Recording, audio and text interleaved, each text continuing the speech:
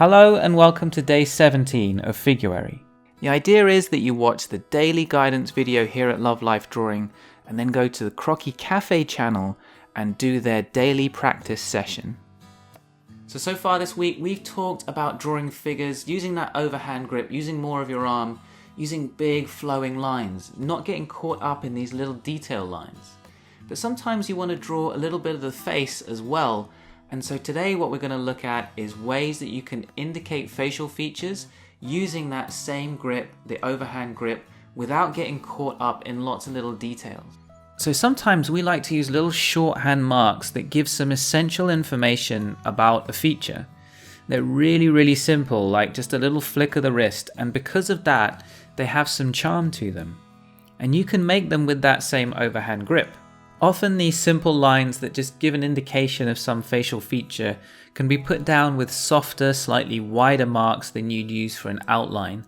These aren't supposed to be really hard, clear marks, they're gentle indications.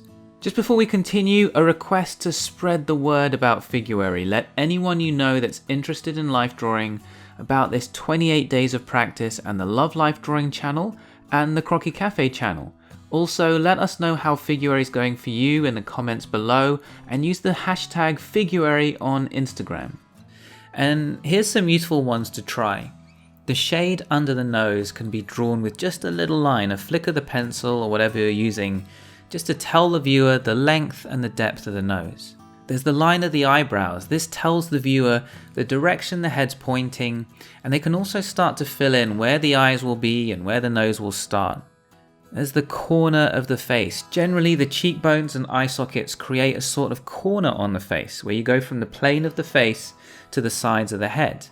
And that plane of the face, it's not flat at all, but there is usually a fairly clear transition from that plane of the face to the sides of the head.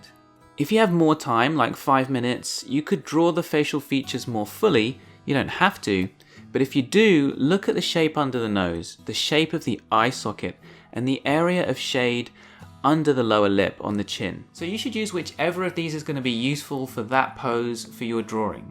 So if you don't have time during today's practice session, don't worry about these. Put in the overall shape of the head, maybe the position of the ear, the axis lines to make it clear which way the head's pointing.